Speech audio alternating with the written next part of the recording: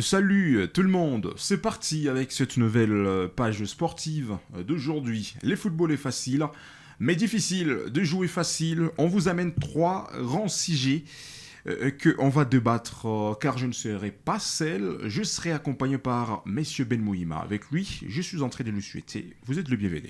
Merci beaucoup, bonjour à vous et bonjour à tous nos internautes. Aujourd'hui, on va démarrer avec le premier sujet qui va toucher Anfimi Kopouloulou. Bien sûr que oui, depuis la soirée d'hier, c'était le changement des caps. Il quitte l'Europe, direction aussi en Arabie Saoudite. Alors, ce n'est pas seulement son contrat qui va nous intéresser dans cette émission.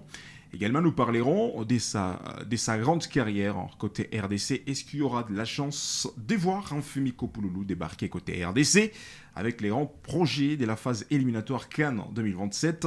De bonnes réponses précises restent à suivre dans cette émission.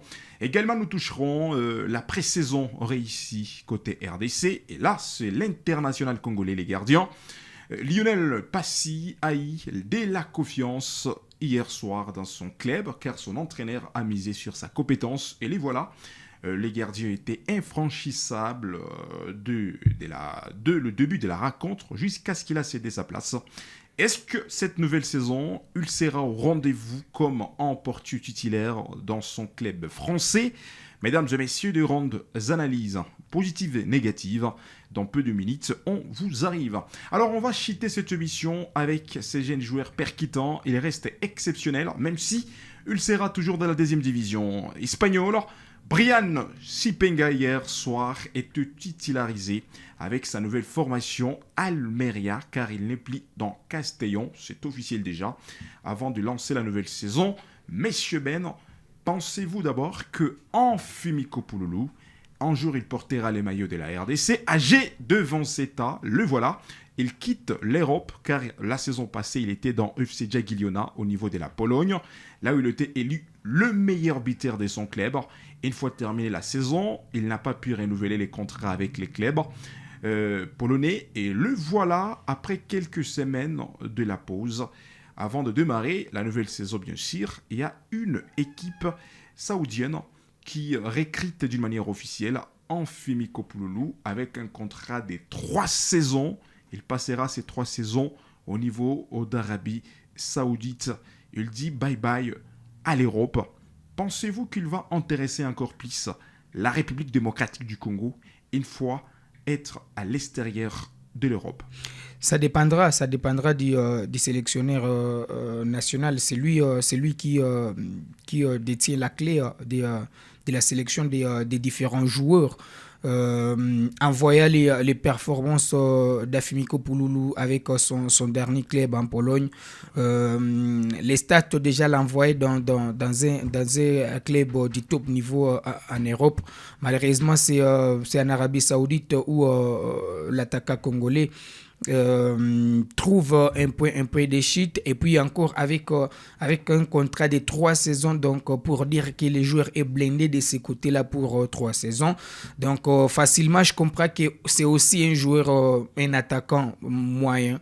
Donc Sébastien Desabre n'avait pas aussi tort de l'écarter dans sa dernière Coupe du Monde. Donc déjà avec ces transferts, ça prouve à suffisance que ce n'est pas aussi un attaquant extraordinaire avec tout ce qu'il avait comme statistiques, parce que ces statistiques devraient plutôt l'amener dans un club de top niveau, surtout avec son âge. Déjà en prenant cette destination, je comprends facilement, c'est aussi un joueur qui n'est pas aussi extraordinaire comme les gens l'ont vanté récemment après la publication de la liste. Et puis, les problèmes avec nous, Congolais, on est toujours enthousiasmés par les nouveaux venus dans la tanière des léopards. On a des joueurs qu'on croyait être comme des petits dieux dans leur club, mais en arrivant à l'équipe nationale, c'était pas les rendements qu'on attendait. Et Sendé, lorsqu'il brillait, il marquait, il enchaînait avec des buts en équipe nationale, c'était tellement compliqué. Banza, lorsqu'il était au meilleur de sa forme en équipe nationale, c'était tellement compliqué. Donc, il faut le dire que l'équipe nationale n'a jamais été comme un club. Mais il y a la possibilité de les voir en équipe nationale parce qu'actuellement, on n'a pas quand même un avant-centre qui brille de mille feux ou un avant-centre qui est dans un club de top niveau. On a des SND qui sont à Young Boys où Meshak Elia est passé également. Il y a Bakambu qui n'a pas de club. Il y a Simone Banza qui joue aux Émirats Arabes Unis. Il y a Fisto Mayele qui n'a pas prolongé son contrat avec Pyramide. Et on n'aura pas de surprise. Il va intégrer un club africain. Donc, c'est pour te dire qu'il peut aussi postuler. Il peut postuler pour une place. Surtout que lors de la dernière sortie médiatique du team manager de l'équipe nationale, Dodo Landoula, bien précisé que Afimi Kopouloulou est éligible avec les Léopards, la RDC. Et donc, s'il n'est pas convoqué, jusque-là, ça reste le choix de l'entraîneur.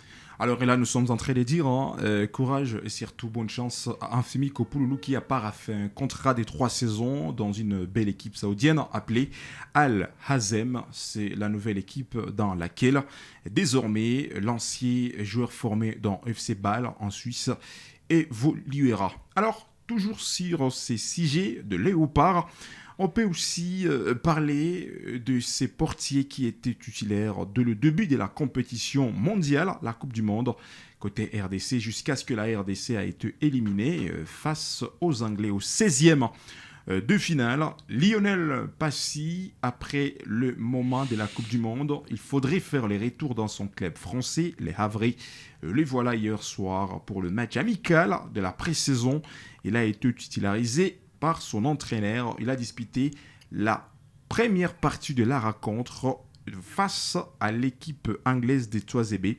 Le match qui se termine par les scores de 0-0, les scores vierges, mais après sa sortie, le deuxième gardien qui entre, le Sénégalais qui encaisse une marque jusqu'à ce que le match se termine en contre 0. Messieurs Ben, quand Lionel Passy était le portier titulaire de le début de la rencontre, jusqu'à ce qu'on a terminé la première partie après avoir épuisé 45 bonnes minutes. La case était infranchissable malgré des frappes à distance. Lionel Passy nous a encore une fois régalé avec ses meilleures parades. Moi, je suis en train de voir la saison prochaine, il sera désormais les gardiens titulaires de Havre, parce que la saison précédente, il était le deuxième gardien de cette équipe, mais avec toutes les prestations que nous avions essayé de voir avec Lionel Passy côté RDC, rappelez-vous, face au Portugal, c'est lui qui était le portier titulaire, la RDC qui affronte la Colombie qui était sur les points d'encaisser 5 marques, mais grâce à sa compétence individuelle, la RDC a échappé à une humiliation totale.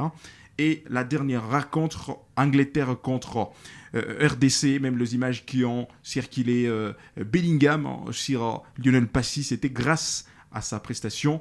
Alors moi, je ne peux même pas discuter. Je donne la confiance à ces messieurs Lionel Passy.